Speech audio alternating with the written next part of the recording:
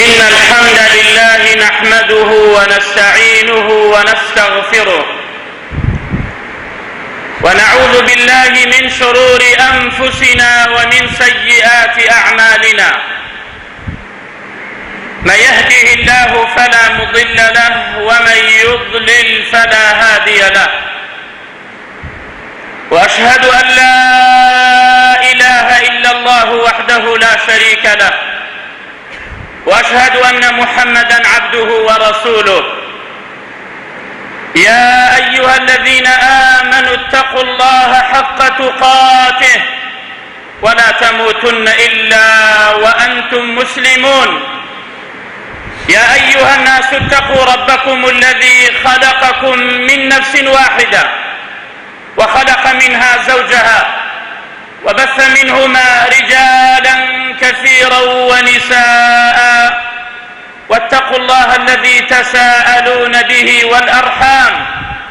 إن الله كان عليكم رقيبا. يا أيها الذين آمنوا اتقوا الله وقولوا قولا سديدا يصلح لكم أعمالكم ويغفر لكم ذنوبكم، ومن يطع الله ورسوله فقد فاز فوزا عظيما. أما بعد، فإن أصدق الحديث كتاب الله، وخير الهدي هدي محمد صلى الله عليه وسلم، وشر الأمور محدثاتها، وكل محدثة بدعة، وكل بدعة ضلالة، وكل ضلالة في النار. أما بعد، لتاريخ إسلام دا پێشی 1428 ساڵ کە پێغەمبەر عەلەیهی السەڵات وەسەلام لە شەوی جوموعەدا لە 14ی مانگی ڕەمەضاندا خوای گەورە و میهرەبان ئەمری پێەکات لە مەدینە دەربچێت هێواش هێواش بەرەو مەعرەکەی بەدرەوە، شوێنی بەدر. ئەم سێ ڕۆژە لە ڕێگا بێت هەتا وەکو 17ی مانگی ڕەمەضان شەوی جوموعە ئەلێدا مەعرەکەی بەدر دەستی پێەکات. و مەعرەکەی بەدر دەرس و عیبرەتی زۆر تیا هەیە. خوای گەورە و میهرەبان سوورەتێک بە ناوی ئەلئەنفال داگرێت لەو مەعرەکەیە. ئەوە بوو کەسانێکی زاڵم و ستەمکار وەکو فعلی یەهود، وەکو خوای پەروەردگارە فەرمێت یحەرفون الکەلمە عن مەواضعه، یعنی کەلامی خوای پەروەردگار لە جێگای خۆی دانانن، بە ڕە و بە هەوا و ئارەزووی خۆیان چۆنیان گەرەک بێ ئاوادایەنن. ئەوە بوو سوورەتی ئەنفالیان لەسەر ئێمە تەطبیق کرد. ئەنفال یعنی غەنیمە، یعنی ئەو ئینسانانەی کەوا مەزلوم بوون، زوڵمیان لێکرا بە منداڵ، بە ئافرەت، بە گەنج و بە ئەختیار. ئەوە بوو ئەو زاڵمە ئەم سوورەتەی دانا لەبانیان بۆ ئەوەی لەلای هەندێک کەس ئەو قورئانە ناشرین بێت، بۆ ئەوەی ناوی سوورەتی ئەنفال هات بڵێن ها قورئان سوورەتی ئەنفالی تایە. بەڵێ قورئان سوورەتی ئەنفالی تایە و لە مەعرەکەی بەدردا نازڵ بوو، بەڵام یحەرفون الکەلمە عن مەواضعه، لە جێگای خۆی دایان نەنا ئەو زاڵمانە. ئەنفال بۆ موسڵمان ناوترێت، ئەنفال بەرامبەر بە بێباوەڕ ڕەکرێت، بەرامبەر بە ئینسانێک کە دوژمنی خوا و پێغەمبەری خوا بێت، لەگەڵیا بجەنگێی، ئەو کاتە ماڵی حەڵاڵە بوو ئەم ئومەتە، نەک کەسانێک لە ڕوکوعا بن یا لە سوجدەیا بن یا تەنها مزگەوت لە دێکەیە بێت. وما هي من الظالمين ببعيد. وەستەمکارەکان فکر بکەنەوە، وەخوای پەروەردگار باسی زاڵمەکانەکات کە چۆن لە ناویانی برد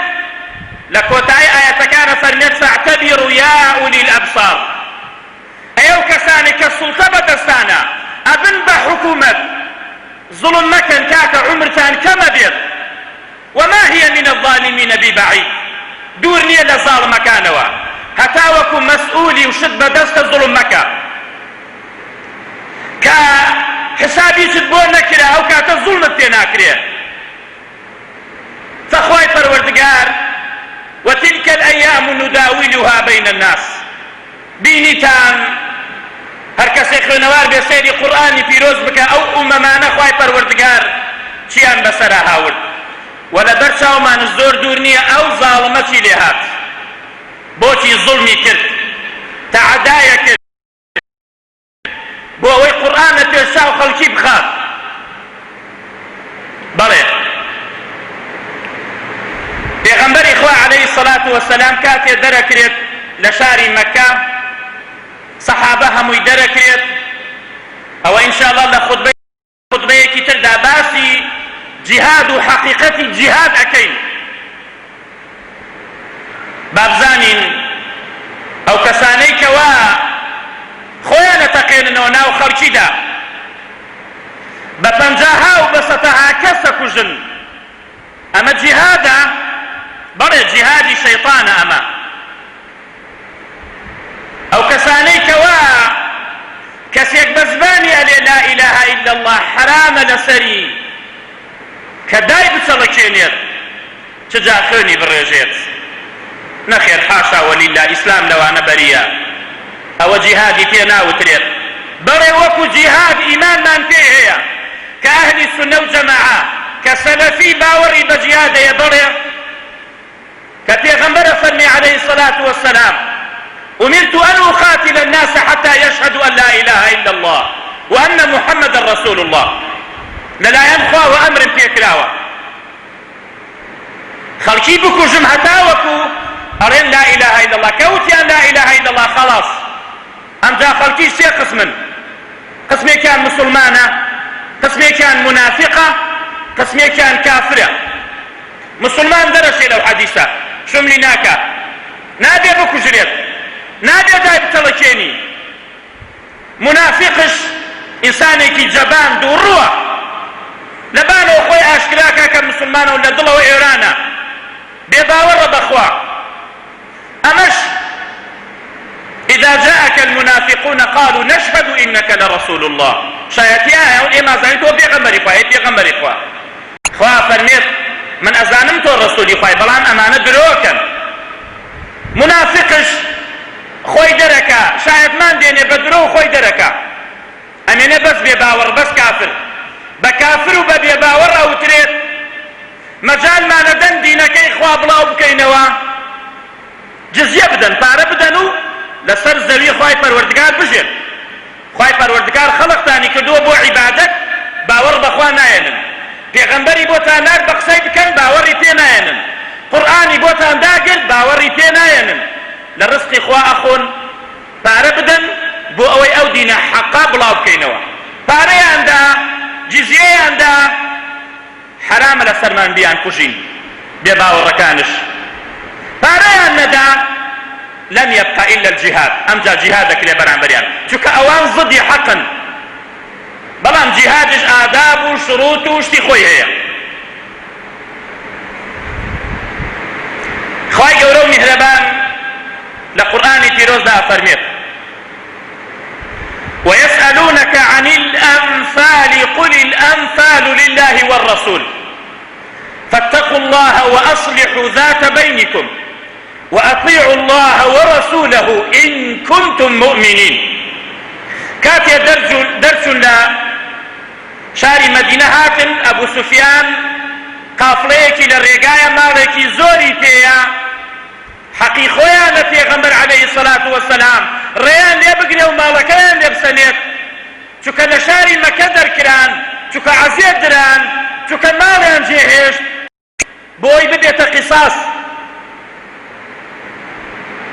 دەرچوون 480 کیلۆمەتر بە سەیارە ئەچی بێخەتە بی ئەم جاوەرە بە پاو بە حوشتر و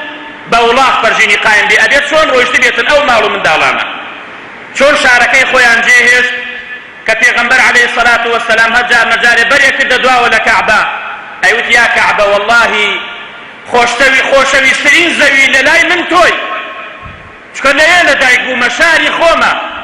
وەڵڵاهی ئەگەر خەومەکەم دەرم نەکەن دەرناچم، هەر جارە جاری ئەڕۆشت و بەرێ کردە دواوە. ئەوە بوو خوای گەورە و میهرەبان قەدەری وا بوو کە هیجرەت بکەن، کە هات ڕێیان لێ بگرێت پێغەمبەر صلی الله عليه وسلم. ئەوان ڕۆیشتن بەلایەکی ترە، ڕۆیشتن بەرەو مەکە، دەستیان نەکەوت، ئەلەوێدا مەعرەکەی بەدر دەستی پێکا. ئەم جاکە دەربارەی ئەنفال یعنی غەنیمە، ئەو ماڵەی بێ باوەڕانە کە لەگەڵیان ئەجەنگی، ماڵەکەی حەڵاڵە بۆ ئەم ئومەتە، بۆ هیچ ئومەتی تر حەڵاڵ نەبوو. پرسیارت یەکەن دەربارەی غەنیمە ئەی پێغەمبەری خوا صلی الله عليه وسلم، کێ بەشێکە، غەنائیم هین کێیە، بۆ کێ و کێیە، سەحابەش دڵیان هەیە و دنیایان هەیە. منكم من يريد الدنيا ومنكم من يريد الآخرة. عبد الله كري مسعود فرمي أم آية نبوايا أم الصحابة دنياي ناقرك باري الصحابة شبو دنياي قرق بو. برسيارك يكن درباري غنيمة توش بيان بليا قل الأنفال لله والرسول، بدست خوايا وبدست بيغمبركيتي صلى الله عليه وسلم. شوني أن توزيع كد أوان آوايا كذبويني هزبك، كذبويني يكتير يكبت زيت. فاتقوا الله وأصلحوا ذات بينكم. تقوى إخواتنا بين أخوة بترسن، إصلاح نفسي خوتان بكن، دم بدمية بيابو لنا وصحابة. آية أنفال بو كي وكي توزيعيك وشون بيت. فاتقوا الله وأصلحوا ذات بينكم وأطيعوا الله ورسوله. جورا يري خواو في غنبري خوابن لتوزيع غنائمتيان ودعي وبخشيان بكن إن كنتم مؤمنين. أقر إيه وإيمان دار لپاشان دخواي پروردگار باسي سي آياتي ترمان بوكا تفسيري أو سي آياتا كين. إنما المؤمنون الذين إذا ذكر الله وجلت قلوبهم وإذا تليت عليهم آياته زادتهم إيمانا. أمدوا إنما المؤمنون الذين إذا ذكر الله وجلت قلوبهم، أما صفة إيمان داران أما يك. وإذا تليت عليهم آياته زادتهم إيمانا. أمدوا إيمانيا زيادك كاتي قرآن أخواني تبانيانا، كاتي قوين لآياتك عن خوادي إيمانيا زيادك. وعلى ربهم يتوكلون. بشتو فنايا هرب أخواي پروردگارا الذين يقيمون الصلاة ومما رزقناهم ينفقون. بوتي خواي پروردگار لنا وقرمي أو معركة كوا قوركاني قريش أنا يدا كجران بوتي باسيم آياتانا من بوكا بونا تيتنا ومعركة. أولئك هم المؤمنون حقا، لهم درجات عند ربهم ومغفرة ورزق كريم كما أخرجك ربك من بيتك بالحق وإن فريقا من المؤمنين لكارهون يجادلونك في الحق بعدما تبين كأنهم يساقون إلى الموت وهم ينظرون. أم جاك باسي معركة من بوكا بو أوي أم آياتانا هتا وكو قيامت لجومان بزرنجية وإيمان دار خوتان جوان بكن بم صفاتانا. وهر لناو سورة أنفال كان آياتكم هل بجاردوها كصفاتي بباوران يعني تواو ضد إيمان داران، يعني إيمان داران شون أوان بعكسوا. جاء بيقلي كان هل بجيرين أقام صفاتنا هل بجيرين أو نحن الخاسرون. وأقر صفات إيمان داران هل بجيرين لهم مغفرة ورزق كريم. يا كم خواهي قولون مهربانا فرميت طبيعي كاتم آية دابزي خواهي پروردگار فرموي آية شتبتان پي نرم لو تشاكتر بيت لغنيمة. إنما المؤمنون الذين إذا ذكر الله وجلت قلوبهم. أو تشاكتر لمار دنيا أو أبو لمعركة حنين پیغمبر عليه الصلاة والسلام كاتي خواهي قولون مهربان سر يعني خص غنيمة توزيع كرد بسر كساني قريشا زلامي واهبو 10 حشتری پێ ئەدا 20 حشتری پێ ئەدا 100 حشتری پێ ئەدا بۆ ئەوەی تازە ئەو ئیسلامەی بیست بوو، بۆ ئەوەی تازە ئەو ئەمە چوو بۆ دڵێ و بۆی زیاتر سابت بێت بۆی ئیمان دێنێت چکە کەسی وا هەیە بە پارە ئیمان دێنێت. ئەنساریەکان سەحابەکانی مەدینە دەستیان کرد بە قسەکردن وتیان خوای گەورە لە پێغەمبەر خۆش بێ صلی الله عليه وسلم، هەرچی غەنیمە هەیە دای بەوان و ئێمە شمشێرەکانمان چکەی خوێنی تێ هێشتانە هیچی نەداوە ئێمە شەڕمان کرد و دایە ئەوان. خەبەر گەیە پێغەمبەر صلی الله عليه وسلم کۆیانی کردەوە، فەرمووی بیستمە شتێکی واتان وتووە ئەی ئەنسار. پیاوە پیرەکان هەڵسیان وتیان ئەمما نەحن لا یا رسول الله، ئێمە هیچ ناڵین. بەڵام ئەم گەنجانە قسەیەکی وایان کردووە لە ئەنسار. پێغەمبەر صلی الله عليه وسلم فەرمووی أفلا ترضون يا معشر الأنصار أن يذهب الناس إلى رحالهم بالشاة والبعير وتذهبون برسول الله صلى الله عليه وسلم إلى رحالكم. أي أنصار يكان ئێوە ڕازی نابن خەڵکی بە حوشتر و بە پارە ڕۆی بۆ ماڵی خۆی. ئەنفال يسألونك عن الأنفال، بەڵام ئێوە بە پێغەمبەرەوە ئەگەڕێنەوە. إنما المؤمنون الذين إذا ذكر الله وجلت قلوبهم. ئێوە بە پێغەمبەر ئەگەڕێنەوە بۆ شاری مەدینە. ئایا ڕازی نیتان کە من لەگەڵتان دێمەوە ئەوان بە حوشتر ڕۆیشتن؟ والله الذي لا إله إلا هو لولا الهجرة لكنت امرأ من الأنصار. والله أجر هجرت نبوايا خوما كد يكي الأنصار يكان. والذي نفسي بيده لو سلك الناس واديا لسلكت وادي الأنصار. همو خلقي بسن بو دورك أنصار جاوب ببن والله يسن بولاي أنصار يكان. الأنصار شعار والناس دثار. أنصار شعار يعني أنصار أو فاني لي جيرة وكأداء لقوشتكا. أنصار أوانا بلان خلقي أمي بانوتا، يعني إيوة زور نيزكترين لمنه ولا خلقي كاتي أميوت فبكوا همو أنصار دسيا كل بقريان أما نقريان حتى أخضلوا لحاهم هتا وكل ريشان همو يتربوا أما نقريان. أم جاء فرمي اللهم ارحم للأنصار وأبناء الأنصار وأبناء أبناء الأنصار. دعاء خيري بويان كرت أو أبو قرانا وبتيغمبر صلى الله عليه وسلم بناو شاري مدينة. بلي خواهي پروردگارا فرميشتك كان في ألين قليل وتاكترا ايوه مناقشي لسركن. خواهي قولوا مهربان باسي صفات إيمان داران من بوكا فرميت إنما المؤمنون الذين إذا ذكر الله وجلت قلوبهم. وجلت يعني أو كسي كواناوي خوادين ضلي داخل شيء ضلي ألرزيت لخواء ترسيت بلان أم وجلا يعني خوفك محضنية ترسانيك لخواء خوشويسي لقل أو ترسانية خوشويسي لقلا والرجايشي لقلا لخواء ترسي بوي خدانت كاتاقري جهنموا. خواهي قولوا مهربانت خوشوي والرجات يبخوا بوي بتكاتاو بهشتوا كاتناوي خوادين وجلت قلوبهم. آية بزانين إيمواي كخواء فرميت بتواوتي إيمان داري تواو أو كسانن كناوي خوادين وجلت قلوبهم ضلع الأرزير. إما رنقة سارجك ناوي خواديني ضل ما صغلطة بير وكو خطيبك الشيعة لبغداد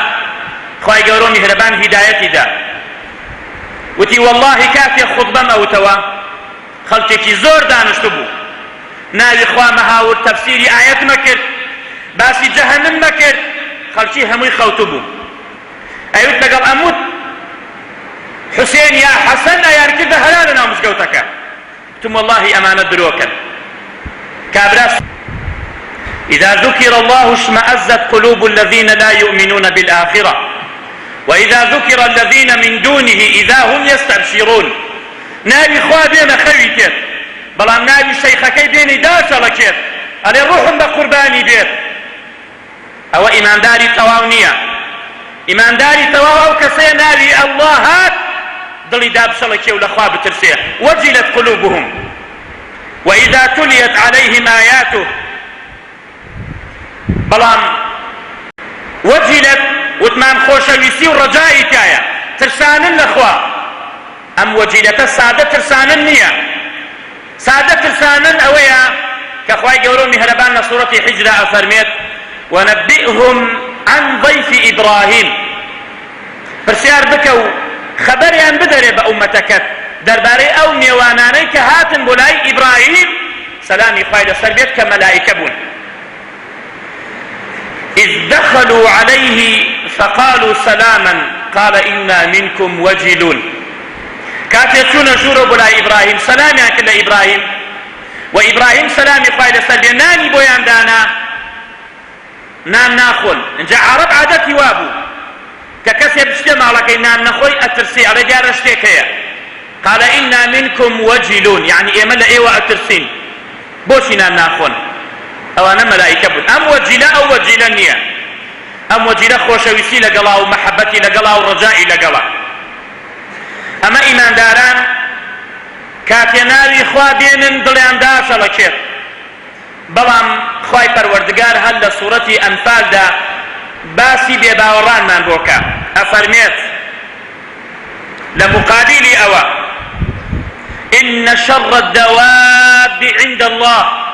الصم البكم الذين لا يعقلون. خراپترینی مەخلوقات لەلای خوا ئەو کەسانن کەوا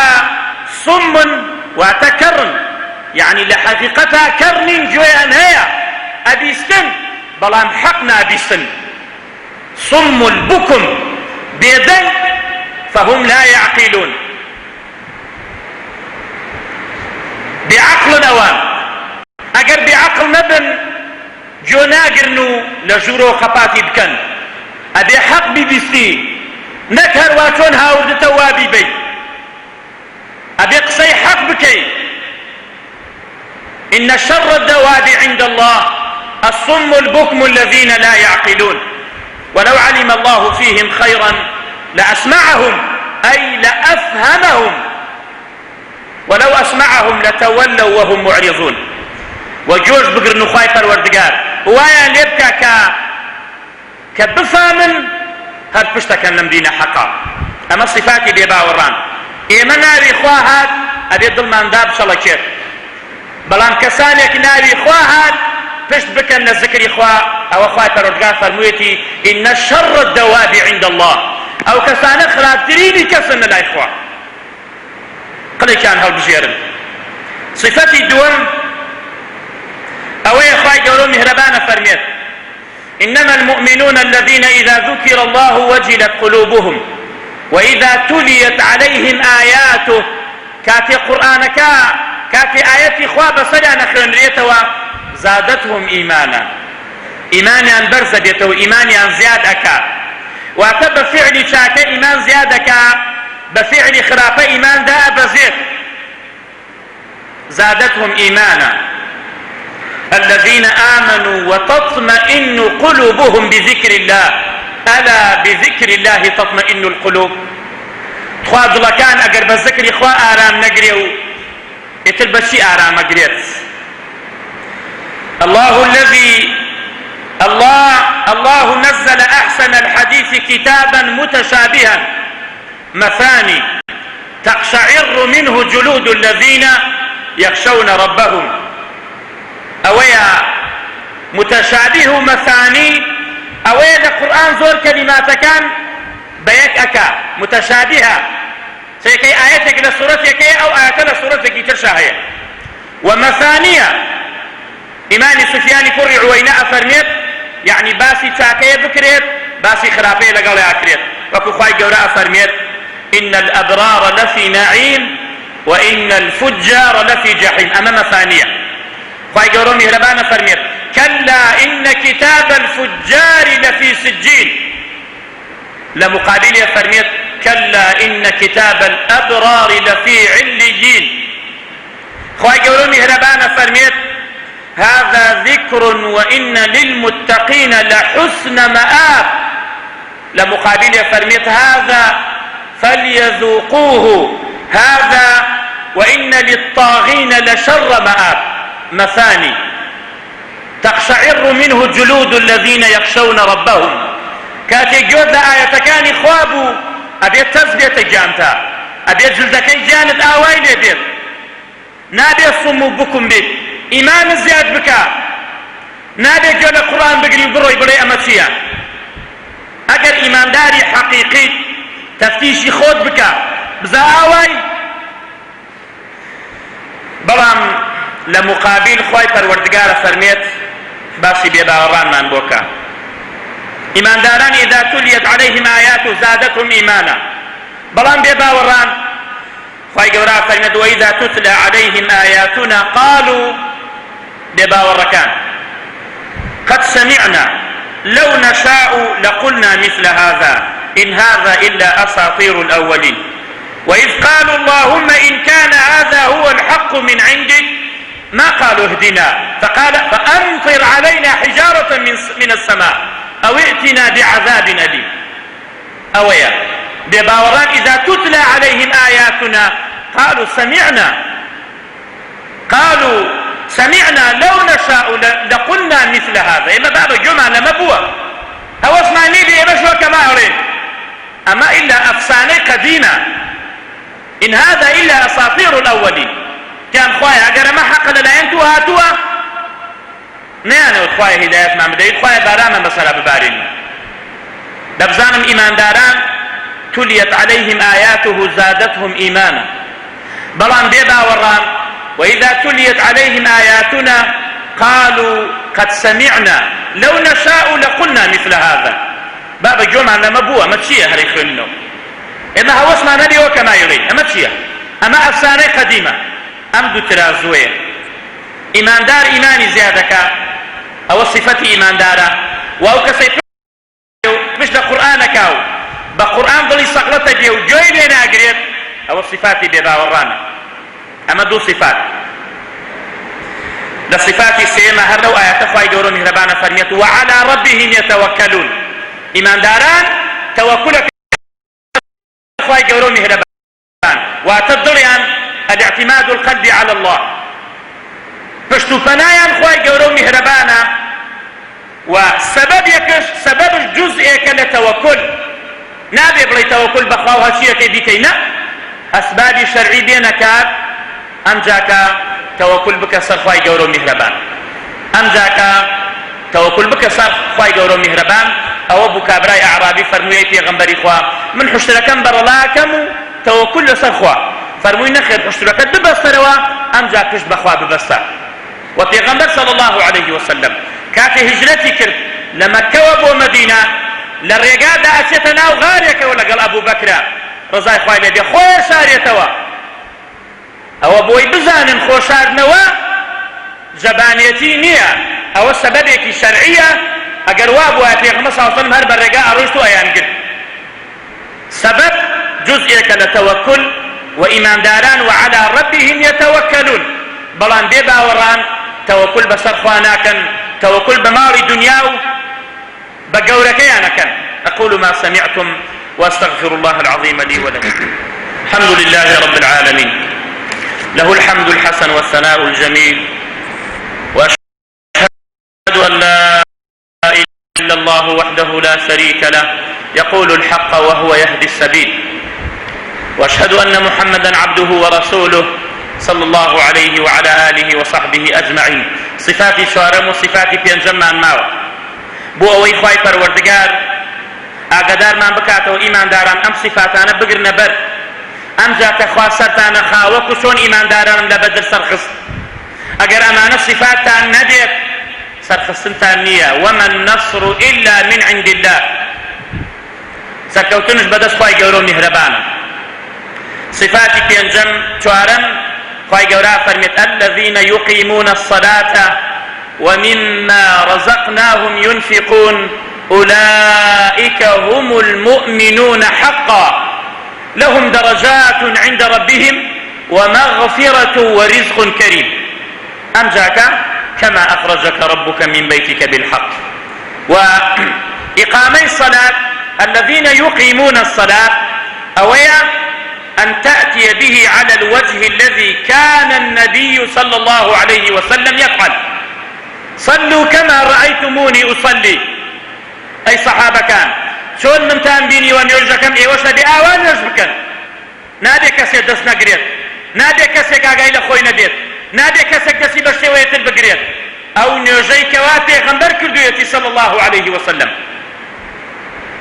يقيمون الصلاة بشروط وأركان وواجبات ومستحبات هم يجيب جيبكي هتابتوا عين نيوجي جماعة بويا نيوش كاتي الدسي غاسا أخيت بان دسي شفو لبان سنگ الدايني أما خوي لخوي دا زليليك خوي لخوي دا كلبشيك كراوة نشاني زليلية بو خوي قورو مهربان وأمر من تكراو لناو نيوجا سيري شويني سجدة كمان بكين بويا اگر كسي بدوستيني وتحذيرت بكا ناتواني سيري ناو تواني بكين ولله المثل الأعلى سر شوركي سر برزوناكي وأوصي كردنت بو زلوي زليلية بو خواي قورو مهربان وتيغمبر عليه الصلاة والسلام فرميت هر كسي لناو نيوجدا سيري آسمان بكا لو بترسيك خواي قورو مهربان شاوي ناقرينتو بوي سر برزوكتن بو آسمان يشك لصفات تكبر لتبرزي يشك لصفات متكبر فأبدس قدنتو أوصي كردنت بو شويني سجدا خوي لخوي دا زليلية كبو خواي قورو مهربان وبيغمبر عليه الصلاة والسلام فرميت أرأيتم لو أن نهرا بباب أحدكم يغتسل منه كل يوم 5 مرات هل يبقى من درنه شيئا؟ قالوا لا يبقى من درنه شيئا. قال فذلك مثل الصلوات الخمس يمحو الله به الخطايا. فرمووی جۆگە لە ئاوێک بە بەردەماڵ کەسێکتانە بڕۆ ڕۆژی 5 جار خۆی لێ بشۆرێت پیسی بە گیانیەوە ئەمێنێت فەرموویانەی پێغەمبەری خوا پیسی بە گیانیەوە نامێنێت فەرمووی 5 فەرزەی نوێژ بە جەماعەت ئەنجامی بدەن وەک ئەوە وایە ئاوا پاکەوە بی لە چڵک خوای گەورە میهرەبان لە تاوان و لە گوناه پاک دەکاتەوە. و نوێژ دوو کەس لە سەحابە چون بۆ لای زاوایەکیان یەکێک لە ئەنساری سەردانی بکەن کاتێ چون بۆ لایان وەختی نوێژ هات بە جارێکەی وت بۆم حازر کە ناوی دەستنوێژ با دێم نوێژ بکەم لعلی ئوصلی فەئەستەریح بۆی نوێژەکەم بکەم و ئیسراحەت بکەم. خۆمان ئەڵێن کاکە بێرە با نوێژەکە لە کۆڵەوە بکەین ئەڵێ با نوێژەکەمان بکەین لەسەر کۆڵمان ئیسراحەت بکەین کە ئەمەیان وت ئەم دوو پیاوە ڕەنگیان تێک چوو. فقال سمعت رسول الله صلى الله عليه وسلم يقوم ويقول لبلال يا بلال قم يا بلال قم فأرحنا بالصلاة لسنن أبي داود هاتوه صحيحة بلان پیغمبری خوا عليه الصلاة والسلام واي ناكد واتوت كاتي دلي صغلت بوايو كاتك للا او إسراحت بو لناو نيوشا يا بلال هسا باندا و إسراحت بان تبكا واتا بان نيوش بكين إسراحت بكين چوكا لقل خوايا مناجاتكي لنيوشا كدن شوي خريجي دنيا دي هموي صغلتي وعزيت وتعبة بلان نيوشا كبو خوايا لقل خوايا مناجاتكي يا بلال أرحنا بان نيوش بكين وبو إسراحت بكين لناو نيوشا كان معنا چوكا أما بو خوايا وبو قيامة ومناجات خوايا الذين يقيمون الصلاة إمان داران أويا نيوشا كان ينظر بشوانيا كان ومما وبمقابل إمام داران خواهي قولوا مهربان فرميت لسورة أنفال دا باسي دي باوركان من بوكا أفرميت خواهي قولوا مهربان وما كان صلاتهم أي المشركين يعني وما كان صلاتهم عند البيت إلا مكاء وتصدية فذوقوا العذاب بما كنتم تكفرون. نيجي مشركة كان لديار كعبة وابو إلا مكاء وتصدية. عبد الله كري مسعود فرميت يجعلون أصابعهم في فيهم واتفك اليدان بو نيجي أوان فيك اليدان بو تشطل اليدان بو لديار بيت. إمش هنا مسلمان هەڵەسم دەسەگرن وەک هەڵپەرچەیە چییە کاکە وەڵا ذکرەکەی مەلایە جبەلە بەرە عەمامە لەسەرە هەڵبەزیان هاواریان ئەوە ذکری خوایە یا ئەوە صفاتی مشریکەکانە خوای گەورە میهرەبان لە سوورەتی الأعرافدا ئەفەرمێت واذكر ربك في نفسك تضرعا وخيفة ودون الجهر من القول سيأمر فيك أخوة أي إيمان داران ذكر إخوة بك لنفسي خوتا أميك تضرعا وخيفة لترسي إخوة بزليلي ذكر إخوة بك ودون الجهل إخوة فالندن برز ونكن ودون الجهر من القول بالغدو والآصال ولا تكن من الغافلين بيانان وإيواران لغافلان نبا إما خوا آوا أمر من فيك أوان جلسن هالبرتيك ذكر إخواك تبل اليدان قلوب ما خوانا كجين نوا حاشا ولله ما أنزل الله بها من سلطان وما كان صلاتهم عند البيت إلا مكاء وتصدية وخويا الرتك دو مشرك كان أيهو دمجلو برقانا تاوان من تيكردوا مستحقي أونية أو بيتي إما بمجلو برقانا وتواف بكين جلو برقاكان ينداكن بروتي توافيانا كرد إماش بروتي ذكركين ذكر إخواكين هەڵبەزەڵبەزەکەین دوو پشکە خۆین شمشێرەکەی نەزە خۆمانە ئەمە لەکوێیە هەیە ئەمە صفاتی ئیماندار نییە دوو پشک خواردن صفەتی ئیماندار نییە دوو پشک حرامە خواردنی دەنگ بەردەوەکردن حرامە لە ناو مزگەوتە ئەوە بوو پێغەمبەر صلی الله عليه وسلم کۆمەڵە کەسانێک لە سەفەرێکا بوون دەنگیان بەرزەکردەوە فەرمووی اربعوا على أنفسكم إنكم لا تدعون أصم ولا غائبا لسر خوتان دنگ برزو مكن ايوه بانجي كر ناكن ايوه بانجي كسي ناكن كغايب بيت إنكم تدعون سميعا قريبا وهو معكم ايوه بانجي كسي كن كأبيستيت نيزقلتانوا وما كان صلاتهم عند البيت إلا مكاء وتصديا فذوقوا العذاب دبخون بيجيشن لمعركة بدر جيتان بسرا بما كنتم تكفرون أقاما لنوجكان ما بيت أقاما للذكركان ما بيت وكو صفات إيمان دار بيت نك وكو صفات بيبا وركان بيت لسر سنة بيت نك لسر بدعة وخرافات بيت ذكركان ما صفتي كتر لوانا كخواي قولوا مهربانا فرميت ومما رزقناهم ينفقون يعني ومن ما من بو تبعيض ما بو عام يعني لو ما لزوريك داومانة يتان مين يشي ليبكن خير توزيكي ليبكن خير صدقه وشاكا بكن زكاة مال دركن صدقه بكن دستي فقير بقرن بيوجنو هتيوان بقرن ومما رزقناهم ينفقون إيمان داران صفة تريان أويا لتنابي خوا صدقاكا بلان بمقابل خواهي قولوا مهربانا فرميت إن الذين كفروا ينفقون أموالهم مالكان أصرفكا بوشي ليصدوا عن سبيل الله بو أوي الرقاي خواتي بقرن بو يديني خوابكو جنوا ليصدوا عن سبيل الله فسينفقونها أي كم صرف كم مالكيان ثم تكون عليهم حسرة أم جاءت حسرة ندامت بيان ثم يغلبون هشام بدسا نامين وأدورين والذين كفروا إلى جهنم يحشرون أو أنيك بيباورن لجهنماتان بيباوران مالكان ينصر فكر للرقاي أويك ديني خواه شورة وبيت هج أسبابك هج إيشيك ضدي أم دينه بيت أو تو هوري أو الدعوة مالكتا كيبا صرف كردن بوي رقاي خواهي في بقري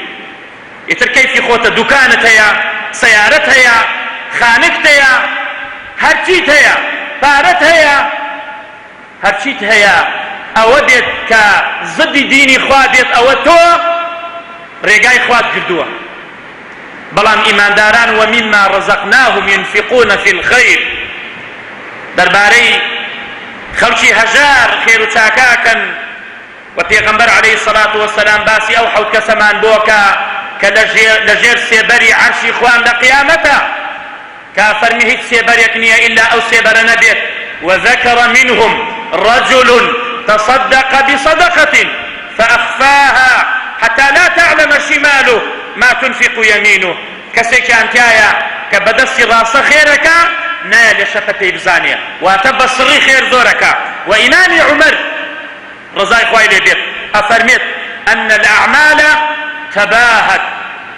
کردەوەکان هەموویان بوو بە دمبەدمیان بوو بە فەخریان و بم بە مناقەشەیان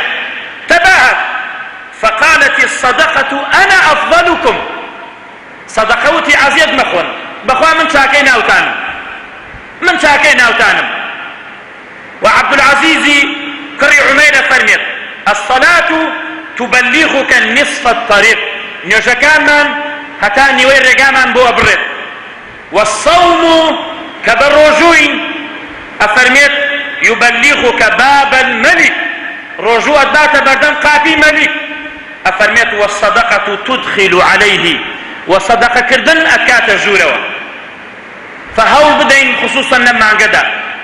وكو إيمان دارك حق وكو خواه فرميت أولئك هم المؤمنون حقا أم بين صفتا إن إيمان داري حقي تواوى لهم درجات عند ربهم بوسي شك بين إسلام وإيمان أنت يكركر هم إسلام أنت يبجيكر هم إيمان إذا ذكر الله وجلت قلوبهم أو إيمانا وإذا تليت عليهم آيات زادتهم إيمانا وإيمانا بلام صلاة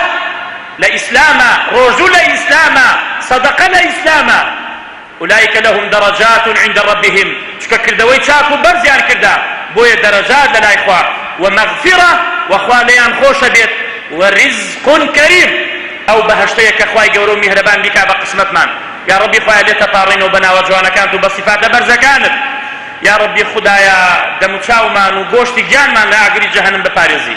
يا ربي خدايا بمان پارێزی لە ئاگری جەهەنم يا ربي خدايا جوانمان بکەی بەم صفاتە جوانانە يا ربي خدايا دوورمان بخەی لە صفاتی منافقین و بێباوەڕان يا ربي خدايا بەڕەحم و بەزەی خۆت ڕەحممان پێ بکەی خوایە ڕۆژەکانمان لێ قبوڵکەی خوایە شەو نوێژەکانمان لێ قبوڵکەی هەرچیمانێ لەبەر خاتری تۆ بێ یا رب العالمین يا ربي خدايا وامان لێ بکەی لجير لواي پیغمبر صلى الله عليه وسلم لقيامته حشر مانكي خوايا بمان كيتبر شفاعتي يا رب العالمين بدسي مباركي او من بديت لحوض كوثر كيترتني مع النبي يا حي يا قيوم يا ربي خدايا شفاء نخوشكان من بدي خوايا الرحم لمردوكان من بكي يا ربي خدايا اوي من